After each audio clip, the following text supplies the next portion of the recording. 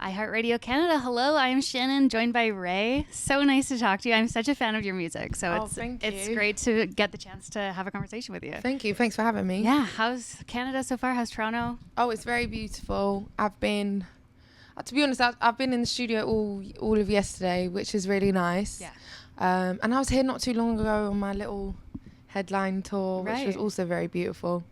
Yeah, I really like it here. Nice. You guys have proper seasons here, which I really like. Yeah, we do. And we finally are getting the good weather. So this time you came at a good time. It's hot today. Yeah. I know we had Niall Horan here last week and it was just rainy and cold and brutal. So you brought the good weather. Yeah, but he's used to that. He's Irish, isn't it? So it's the same as the UK, terrible weather. Yeah, so it's true. Yeah, totally. That's so sweet. How has it been in the studio? What are you working on? I'm just working on some bits. I'm just so used to being a studio baby. Do you know what I mean? Being a touring artist is a very new thing for me.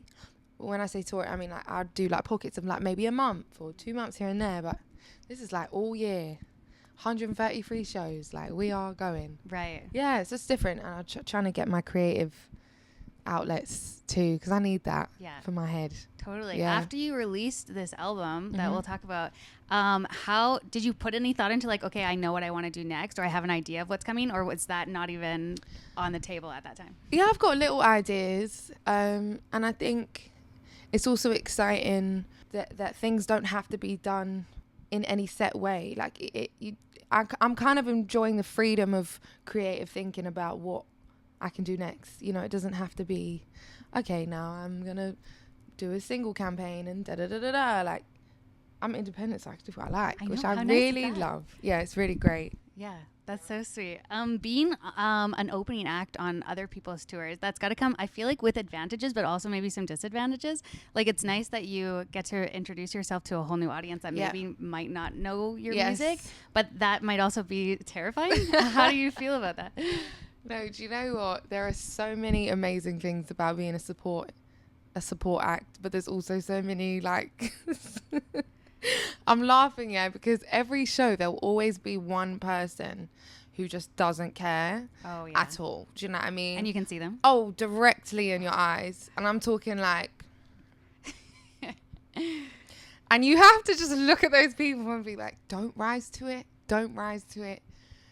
And, you make a conscious decision in your mind. Do I try and win them over or do I just ignore them? So it can definitely be a mental battle. And, you have to actively look for the people. Because every show I've been so blessed. I can see at least a handful of people singing the lyrics, connecting. And, I've been lucky the most on the Kali tour. For the most part, her crowd has been so engaged with me and really given me a chance. And, you can't ask for anything more than that, to be honest, So yeah, and to know that you're winning people over, you're making new fans everywhere you go. And that's what it's about. Nice.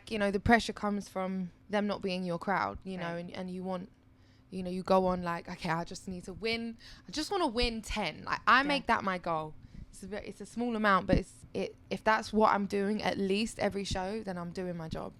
Totally. Yeah. And then SZA. Crazy. What the heck? Crazy. That's wild. It's just insane. Both Kali and SZA are two artists who I've been listening to for at least the last 5 years of my life and look up to and admire. And it's just, I don't think there's a higher compliment, to be honest, than artists you respect and admire and adore and look up to, enjoying your artistry. That's very crazy to me. Yeah. So it's very nuts. Do you ever feel the whole imposter syndrome thing in those situations where you're wow, how is it that this person, or is it just total confidence? No, it's, I think being an artist is really a roller coaster of emotions every day. I was literally just saying this in the car before I got here. There's so much to be grateful for. There's so much more work to do. There's so much you haven't done. There's so much you've achieved. It's just this whole kind of, thing. So I think it's a range of emotions, and I always actively work hard. I do believe success, you can't search for joy in success, if that makes sense, because then you'll never be completely satisfied. I don't know if that makes sense. It's just kind of alongside all the work that I'm doing and how great everything's going right now, I have to actively every day be I'm so lucky to be here. I'll do a little prayer before I go on stage, and recently I've been really enjoying the shows because I'm just think positive, optimistic thinking. I don't know, it's Yeah. Yeah. Does that make it hard to enjoy it sometimes?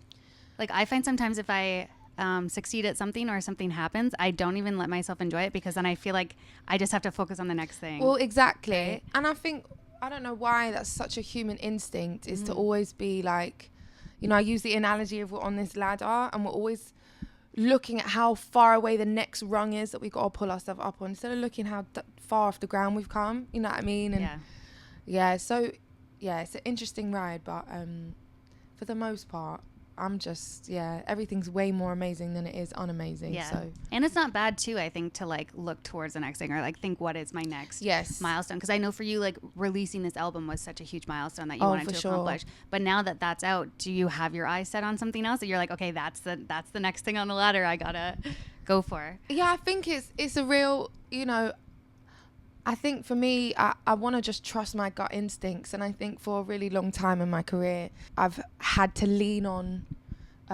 other people's say so or go ahead or opinion. And, you know, I really just want to feel that thing in your chest where you've created something. You're like, I just want everyone to hear this. Like, that's the feeling you're searching for. So, you know, as I'm stumbling on those feelings, my ideas will develop. But I'm really excited for the next things coming up. Yeah. Are you a manifester? Do you believe in manifestation? Oh, for sure. Yeah. Because you manifested your, like, working with Beyonce.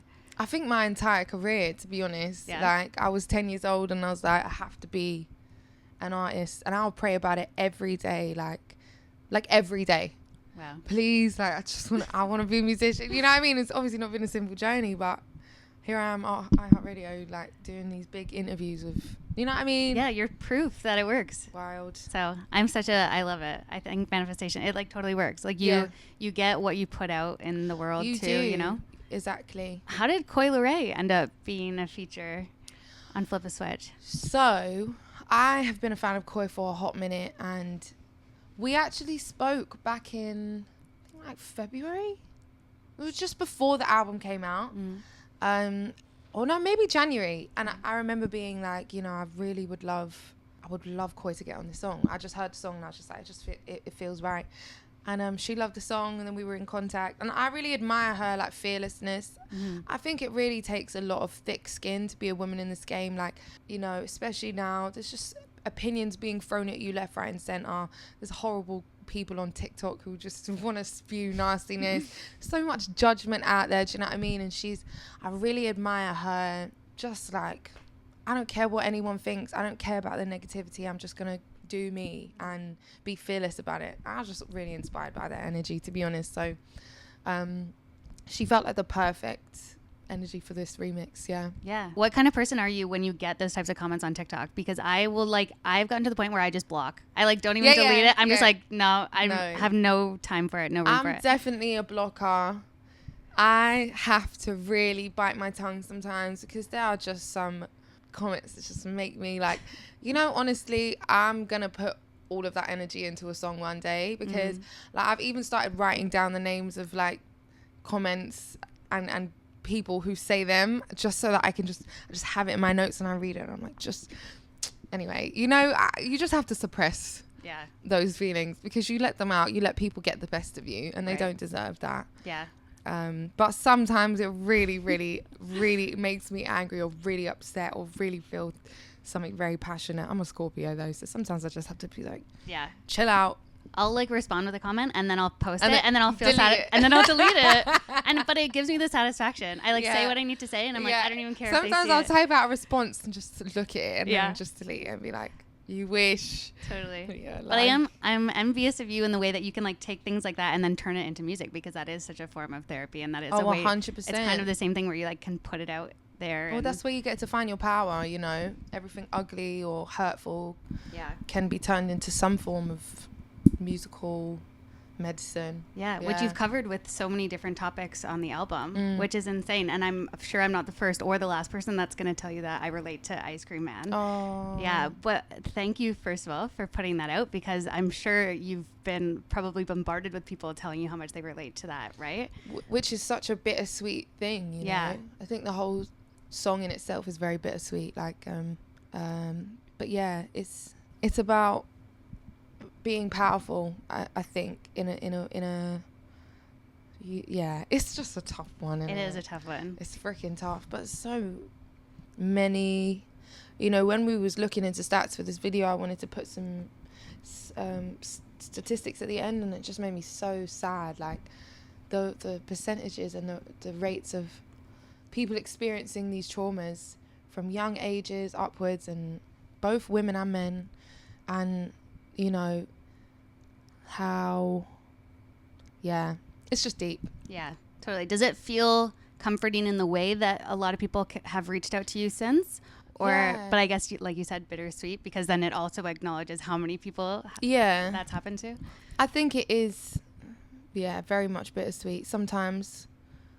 And sometimes I'm really happy I shared the song. Sometimes I'm like, why did I do it? You know what I mean? It Because you have to live with it, right? Yeah, it's a yo-yo for sure. Yeah. Sometimes I'll be singing. I've been singing it on the Kali tour. And sometimes I'm like feeling powerful. And then other times I'm just crying. How can you not, though?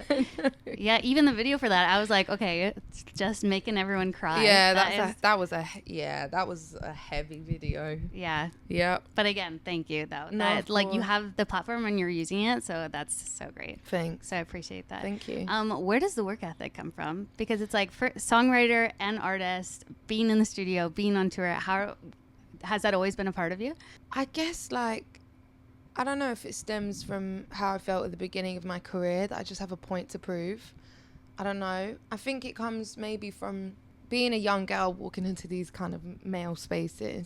And, you know, my goal before I leave the room is to gain the respect of everyone in that room. But in order to do that, you have to put a shift in, you know. You have to be kind. You have to be humble, but you have to be assertive. You have to have conviction. You know, going into a room being like, I've got an idea, and people being like, okay, and I'm like, let me try it, please. Like, being confident, being nervous, you know, I don't know. And then I guess as my career went on, I just always had that point to prove, you know, since I was a young girl till now. I guess I still feel that way. Yeah. I feel a lot of, not pressure, but just, you know, I've got a lot. Yeah, I don't know. Yeah, like a lot to prove. Yeah, I think so. Yeah. And maybe to myself, maybe to others. But I just know what I'm capable of, and I really want to do that justice in my head. I don't know if that makes sense. Yeah, that makes a lot of sense. Before I let you go, have you seen any of the clips of Beyonce's tour so far? Oh my! Isn't that insane? If I can't find my way into that London event, I'm going to be heartbroken. Yeah. Or at least one of them. Like 8 costumes. Is there like 8 custom outfits? Like, she like dances with robots. No. Yeah. That's just I saw there's like an outfit that like changes color as she's wearing it. Like she's just the greatest performer of our time. Right. You know, and the fact is like for an artist to go above and beyond, do you know how much it would take out of you to change outfits 8 times in a night alone? Like when I be doing shoots and I'm like pulling on these tight things, I'm like, bloody, you know, this is hard work. During a show, that alone is just like dedication to wanting to put on the best show you can do. People don't, in my opinion, give her enough credit for what she does. Yeah, she's just she does it. the levels. Yeah. Insane. Raye, thank you so much for chatting. Thank you. It's been so nice Thanks to for talk to having you. me. Of course.